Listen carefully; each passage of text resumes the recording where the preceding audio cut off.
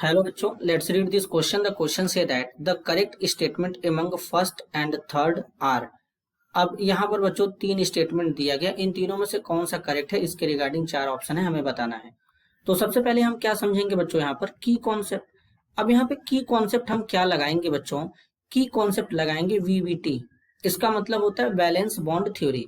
अगर हम valence bond theory की बात करें तो बेसिकली बच्चों ये इससे क्या होता है, तो जो बैलेंस बॉन्ड थ्योरी होता है VBT cannot explain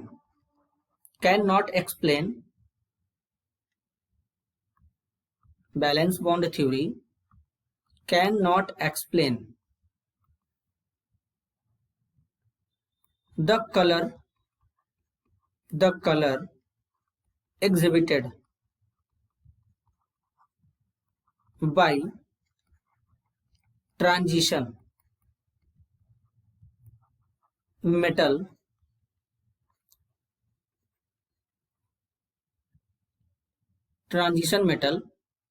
complexes.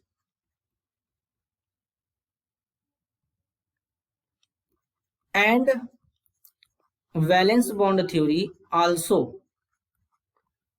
cannot distinguish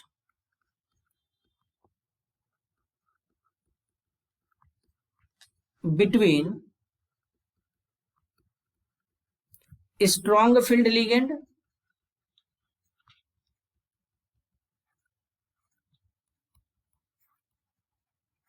and weak filled ligand.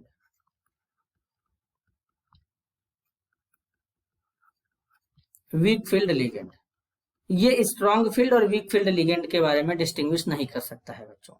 Way actual में जो स्ट्रॉन्ग फील्ड लिगेंड और वीक फील्ड लिगेंड का कॉन्सेप्ट था बच्चों, वो किसका था, वो था क्रिस्टल फील्ड थ्योरी का।